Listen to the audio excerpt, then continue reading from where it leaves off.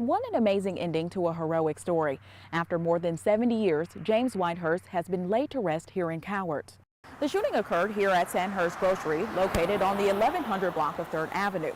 The body was found lying here near this signpost when police arrived. I'm inside of one of the auditoriums here at the new theater. You can see construction crews still have a lot of work to do, but it's coming along. Police say the clerk was approached by 2 men with handguns while taking out the trash around 10:30 last night. The suspects demanded the clerk go back into the store and give them money and cigarettes before they fled. This decision will be life-changing for dogs and cats here at Ozark Animal Shelter. This is Collie, who has 7 more days before she can be adopted. With most changes, there are pros and cons that come with it. This public hearing will allow residents to address any concerns they may have.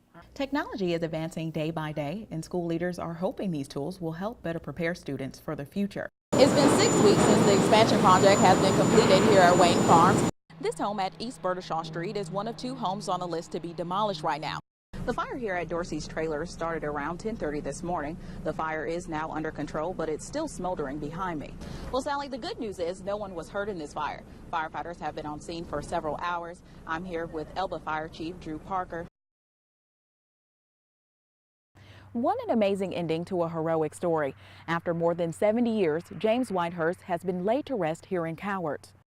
But we're going to honor him today. This afternoon, family, fellow Marines, and community members gathered to honor the American hero at a funeral they never thought would happen. It was kind of a shock. I mean, after 73 years, you get notified that your uncle's possible remains have been recovered. Whitehurst fought in World War II and was killed during the Battle of Tarawa on the island of Batio in 1943. History Flight, Inc., which is a non-governmental organization, discovered a burial site there. They recovered his remains and 34 other Marines in 2015. It has a very good significant importance on just our history in the Marine Corps and just the closing for the family. To bring a fallen Marine home is it's an honor to be a part of that, and it's a great feeling. People lined up along the streets all the way from Dothan to Cowards to honor the fallen Marine in today's funeral procession. The joy that spread through our family has been outstanding. Outstanding. And we could be no prouder to stand as his kinfolk, to stand there while they lay him to rest where he should be, at home. Whitehurst was buried here at Cowards Cemetery next to his father, brother, and sister. Rae Larkins, WSFA 12 News, Cowards. The shooting occurred here at Sandhurst Grocery, located on the 1100 block of 3rd Avenue. The body was found lying here near this signpost when police arrived. According to investigators, the shooting stemmed from a prior verbal altercation that turned deadly when they crossed paths here. After I heard the 2 gunshots, and then I heard pop, pop, pop, pop. I said, uh-oh, something happening out here. Valerie Minity, who was a couple homes away, came outside to see what was happening. And I said, uh-oh, it's right around by now. Police have identified the victim as 48-year-old Cornell Johnson. Authorities say he died from a gunshot wound to his torso.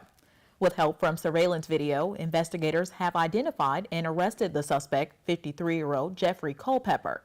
Family who were with the victim at the time of the shooting were also interviewed. Police believe the argument was over a piece of property loaned several days ago. Once the initial shot had occurred, the suspect was driving his car around in the parking lot when one of the family members of the victim drove his car into the suspect's car in an attempt to I guess, take him out. The suspect fired 4 rounds into that car. Culpepper is now charged with murder and attempted assault. Police don't expect charges for any other individuals present. Culpepper is currently being held behind bars with no bond. Rae Larkins, WSFA 12 News, Dothan. The screening measures how children learn, play, speak, behave, and move. The goal is to make sure they're ready to start kindergarten healthy and ready to succeed. She's on track. The Help Me Grow Child Development Program focuses on children under 5 years old. At today's screening, children completed several activities to test their skills. Going to step up here. Turn right. There. There we go. Parents also answer questions about their child to identify strengths in areas where they need more support. We play a lot of activities. I read to her. We sing, and we do a lot of little stuff outside activities. She loves to throw a ball, so it looks like she might be a ball player one day. According to child development experts, nearly 85% of brain development occurs in the first few years of life before entering kindergarten. 80% of the brain is wired for learning by age 3. 30 questions that the parents can easily answer, and if they can't, we do have activities provided. And it just shows them where their child is compared to other children of that age. If there's any concerns, red flags, we then talk to them about, letting their pediatrician know about those. We can also refer them to programs like early intervention for children 3 and under. If you have any questions regarding this program or your child's development, dial 211 for more information. Rae Larkins, WSFA 12 News.